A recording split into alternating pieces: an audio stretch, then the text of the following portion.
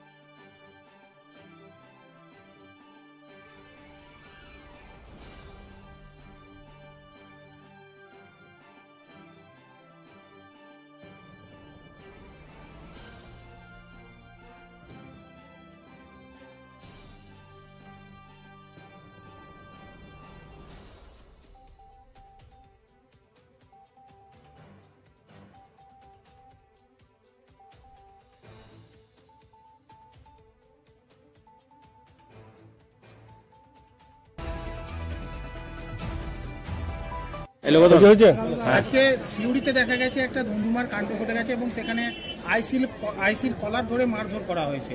এটা নিয়ে কি বলবেন? দেখুন, এটা আমরা খোঁজ নিয়ে দেখেছি।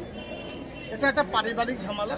বিগত দিনে জমি সংক্রান্ত কোনো বিষয় নিয়ে পারিবারিক ঝামেলা, এর সঙ্গে রাজনৈতিক কোনো রং নেই এবং পুলিশ অতি সক্রিয়তার সঙ্গে, বীরভূম জেলা পুলিশ প্রশাসন অতি সক্রিয় আছে এবং সক্রিয়তার সঙ্গে ওর মোকাবিলা করছে।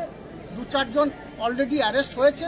বাকি এই ঘটনার সঙ্গে যারা যুক্ত আছে প্রত্যেককে অ্যারেস্ট হবে। আমরা পুলিশ প্রশাসনকে দলগতভাবে নির্দেশ দিয়েছি, এখানে রাজনীতির কোনো রং দেখার প্রয়োজন নেই। এই ঘটনায় যারা যুক্ত প্রত্যেককে অ্যারেস্ট হবে এবং তাদের বিরুদ্ধে কড়া পদক্ষেপ নেওয়া হবে। দুজন আগ্নেয়াস্ত্র সহ দুজনকে ধরেছে পুলিশ। দেখুন, আগ্নেয়াস্ত্র প্রসঙ্গ যখন বলছেন, এটা আপনার জানা দরকার আছে। সিউড়ির পাশে ঝাড়খণ্ড, তো ঝাড়খণ্ড থেকে আগ্নেয়াস্ত্র সাপ্লাই করা হয় বীরভূম জেলাকে উত্তপ্ত করার জন্য। এবার দেখতে হবে আগ্নেয়াস্ত্র কোথা থেকে এসেছে, কিভাবে এসেছে। আমি আগেও বলেছি, আবার বলছি, বীরভূম জেলা পুলিশ অতি সক্রিয় আছে। বীরভূম জেলায় বিগত দিনে দেখেছেন 2011 প্রাককালে সারা বীরভূম জেলা জুড়ে মানুষের ঘুম ভাঙত বোমার আওয়াজে। প্রশাসনিক তৎপরতায় মাননীয় মুখ্যমন্ত্রী মাননীয় মমতা বন্দ্যোপাধ্যায় সেগুলো বন্ধ করে দিয়েছেন। আপনারা 23-এ নির্বাচন দেখেছেন, 24-এ নির্বাচন দেখেছেন, একটাও বোমাবাজি হয়নি, গুলিবাজি হয়নি। সেই বাংলাকে, বীরভূমকে আবার বদনাম করার জন্য এর প্রয়াস করা হচ্ছে কিনা সেটা দেখছে আমাদের বীরভূম জেলা পুলিশ প্রশাসন। আমরাও সব দিক দিয়ে সজাগ দৃষ্টিতে নজর রাখছি। বীরভূম জেলাতে তৃণমূল ছাড়া তো অন্য কিছু নেই। একটাই দল আছে তৃণমূল, একটাই নেত্রী মমতা বন্দ্যোপাধ্যায়, একটাই নেতা অভিষেক বন্দ্যোপাধ্যায়। বিজেপি কোনো অস্তিত্ব নয় বীরভূম জেলাতে। স্বভাবতই তারা বলতে বাধ্য গোষ্ঠীদ্বন্দ্ব। আর তৃণমূল একটা বড় পরিবার। আমি বলবো না তৃণমূল দলের সমর্থক নয় বা তৃণমূল দলের সদস্য নয়, হলেও হতে পারে, তারা তৃণমূল হতে পারে, কিন্তু তৃণমূল একটা বৃহৎ পরিবার। সেই পরিবারের মধ্যে ঝামেলা ঝগড়া হতেই পারে, কিন্তু আজকের দিনে যে ঘটনা ঘটেছে সেটা একটা পারিবারিক ঝামেলা, এর সঙ্গে রাজনীতির কোনো রং নেই। আমরা দলগতভাবে নির্দেশ দিয়েছি পুলিশ প্রশাসনকে কড়াভাবে মোকাবেলা করার জন্য। জমি বিবাদের জেরে ঘটনাটা ঘটেছে। সেটা নিয়ে কি বলবেন? দেখুন, মিড স্টিলের ওটাকে বলা হয় জোলাপাড়া। এই জোলাপাড়ার যারা বাসিন্দা তারা মেজরিটি পার্সেন্টই হচ্ছে ক্রিমিনাল। এরা আজ বিগত 10-15 বছর ধরে ওখানে বসতে আরম্ভ করে, এখন একটা বৃহৎ অংশ দখল করে বেড়েছে এবং কয়েক হাজার লোকের বাস। এরা হচ্ছে তৃণমূলের ফ্র্যাঙ্কেস্টাইন। এদেরকে বোমা পিস্তল দিয়ে বিভিন্ন গুন্ডামি, ভোটে সময় ভোট বন্ধ, ভোট ছিনতা, এদেরকে কাজে লাগাতো তৃণমূল এবং এই করে এদেরকে বাড়িয়েছে। আজকে এদের দুটো গোষ্ঠীতে ভাগ হয়েছে, সেটা সম্পূর্ণ টাকার পয়সার এবং জমি দখলের ভাব।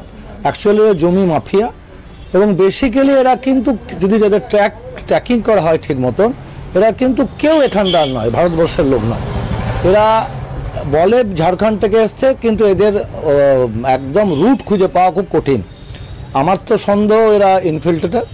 তাই পুলিশ যখন এই ঘটনায় হস্তক্ষেপ করেছে এবং পুলিশ আজকে মার খেয়েছে, কোথায় মানে ল অ্যান্ড অর্ডার পশ্চিমবাংলায় পৌঁছেছে দেখুন, পুলিশও মার খাচ্ছে।